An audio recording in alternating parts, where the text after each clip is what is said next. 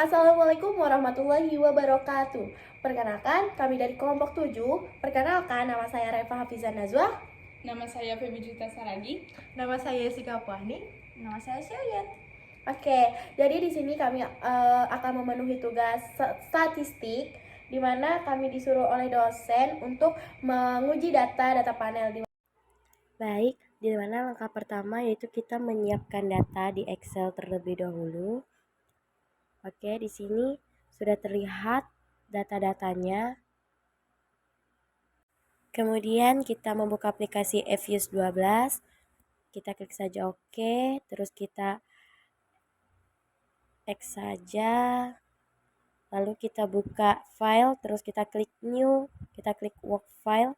Di situ kita ganti menjadi unstructured atau undated, terus di situ kita masukin jumlah datanya, di mana jumlah datanya adalah 160. Terus di bagian word file itu kita masukin CS, terus klik OK. Muncullah sepertinya, kita klik quick, terus kita pilih empty group. Lalu nah di sini kita akan memasukkan data-datanya. Oke. Kita kopas datanya.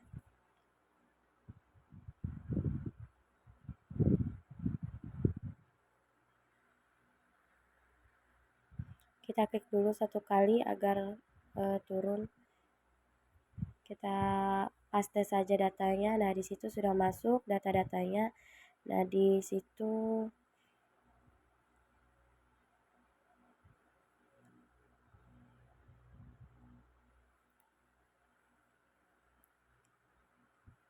adalah tahun, terus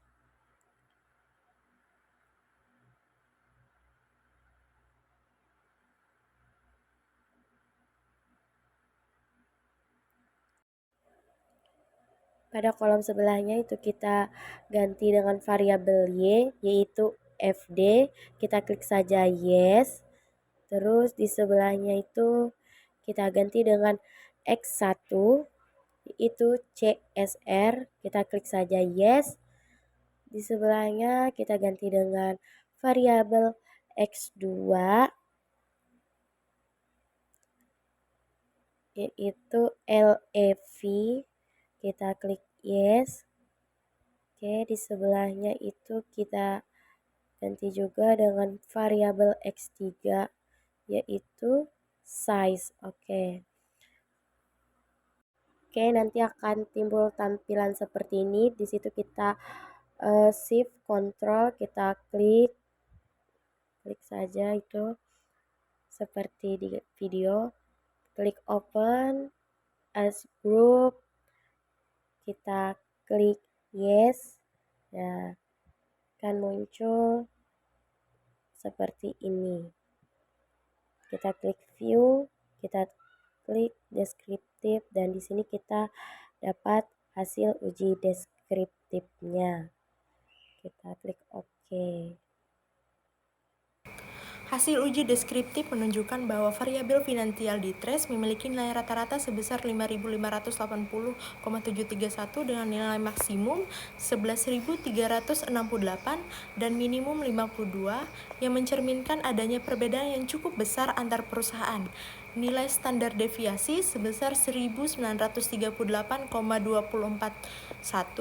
menunjukkan variasi yang cukup tinggi. Distribusi data FD bersifat tidak normal ditunjukkan oleh nilai skewness negatif 0,99 yang berarti distribusi condong ke kiri, serta nilai kurtosis sebesar 5,53 yang menunjukkan bentuk distribusi lebih runcing dari normal.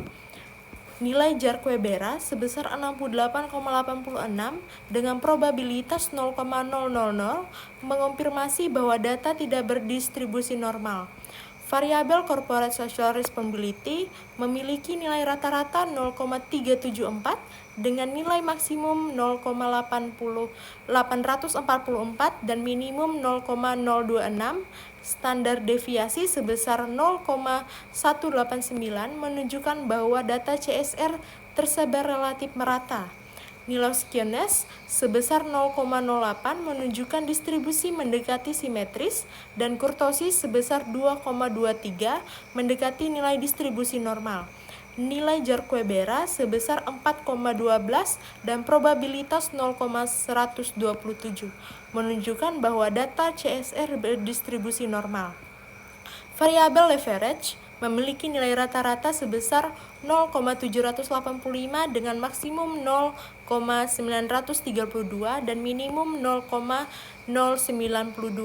Standar deviasi 0,183 mengidentifikasikan bahwa sebaran yang relatif kecil, namun nilai skewness yang sangat negatif 3,08 menunjukkan distribusi yang sangat condong ke kiri, dan nilai kurtosis sebesar 13,24 menunjukkan distribusi yang sangat tajam atau leptokurtik.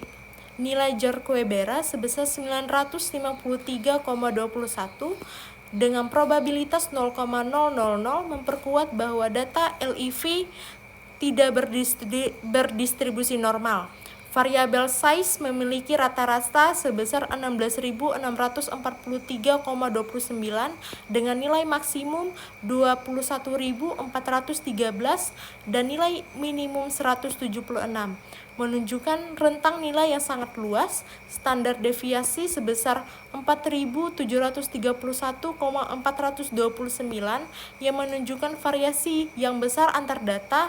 Nilai skewness standar deviasi sebesar 4.731,429 yang menunjukkan variasi yang besar antar data. Nilai skewness negatif 2,57 menunjukkan distribusi yang sangat miring ke kiri, dan kurtosis sebesar 9,04 menunjukkan data sangat runcing. Nilai Jarquebera sebesar 419,14 dengan probabilitas 0,000 menunjukkan bahwa data size juga tidak berdistribusi normal. Secara keseluruhan, hanya variabel CSR yang memenuhi asumsi distribusi normal, sementara variabel FD, LEV, dan size memiliki distribusi data yang tidak normal dengan tingkat kemencengan skewness dan keruncingan kurtosis yang tinggi. Kita cancel saja, kita masuk ke uji selanjutnya. Seperti tadi, shift control, kita klik CSR. Ikuti saja tutorial yang ada di video. Kita masuk ke open as equation. Di sini konstantanya tetap, langsung klik OK saja. Nah, di sini muncullah hasil begini. Terus kita masuk ke view residual diagnosis, terus kita klik histogram dan muncul hasil uji normalitas. Berdasarkan hasil uji normalitas, menggunakan uji Jarquebera, diperoleh nilai probabilitas sebesar 0,0000. Karena nilai ini jauh lebih kecil dari 0,05, maka dapat disimpulkan bahwa data residual tidak berdistribusi normal. Selain itu, histogram menunjukkan bentuk distribusi yang tidak simetris, dengan kecenderungan data miring ke kiri yang diperkuat oleh nilai skewness sebesar min 1,71. Nilai kurtosis sebesar 5,80 juga menunjukkan bahwa distribusi memiliki puncak yang lebih tajam dan ekor yang panjang atau disebut leptokurtik. Dengan demikian, asumsi normalitas dengan model regresi ini tidak terpenuhi, dan hal ini perlu diperhatikan di dalam analisis atau dilakukan perbaikan model. Selanjutnya kita akan masuk ke uji asumsi klasik, uji multikoliniaritas. Oke, kita klik view, terus kita masuk ke koefisien diagnostik, terus kita pilih variance inflation.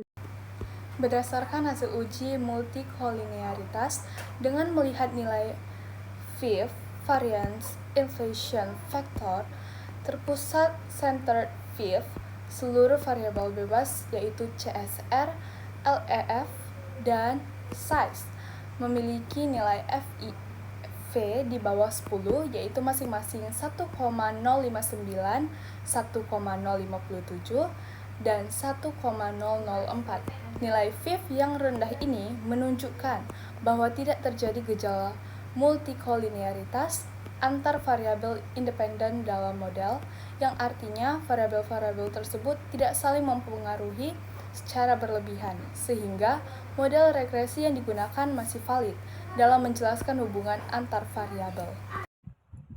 Setelah tadi kita masuk lagi ke uji selanjutnya, masih sama si Ctrl Shift, terus kita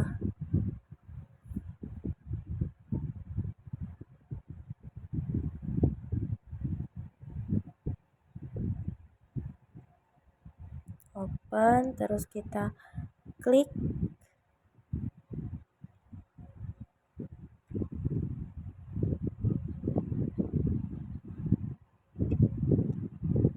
equation, konstantanya tetap, kita klik OK, yes. Nah, akan muncul seperti ini. Kita klik view residually, terus kita pilih heterokedasticity test. Oke, di situ kita ganti dengan Glazler dan keluarlah hasil uji Glazler.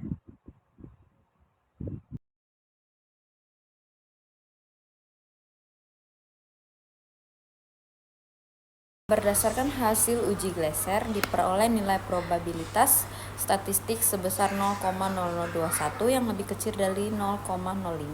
Selain itu, nilai probabilitas chi-square juga masing-masing 0,0025 dan 0,002, yang semuanya di bawah 0,05.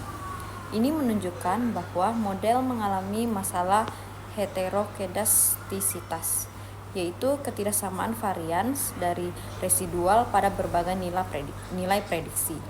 Dengan kata lain, asumsi homokedastisitas tidak terpenuhi, yang berarti varian error tidak konstan dan dapat mempengaruhi keakuratan estimasi model regresi. Selanjutnya kita akan melakukan uji autokorelasi. Masih sama, kita Ctrl Shift, terus kita open, kita pencet OK, yes, terus kita klik view, kita pilih residual diagnostik dan kita pilih serial correlation LM test, kita klik OK.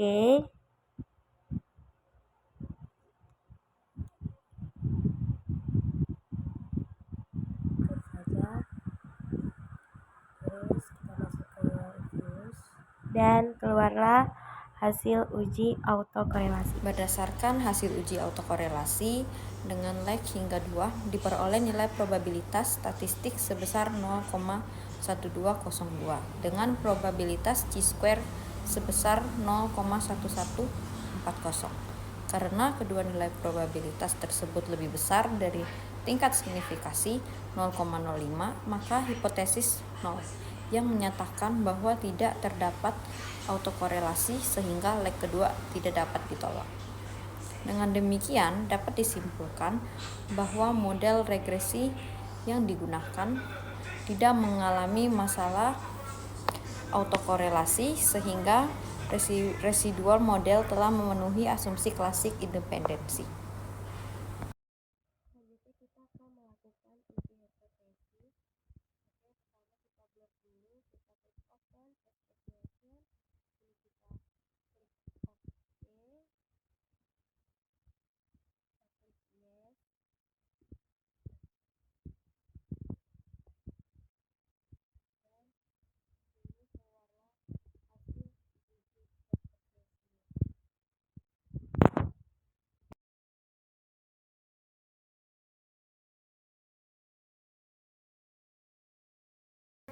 Berdasarkan hasil analisis regresi, variabel CSR dan LEF berpengaruh signifikan terhadap FD karena nilai probabilitas masing-masing adalah 0,0039 dan 0,0004, lebih kecil dari 0,5.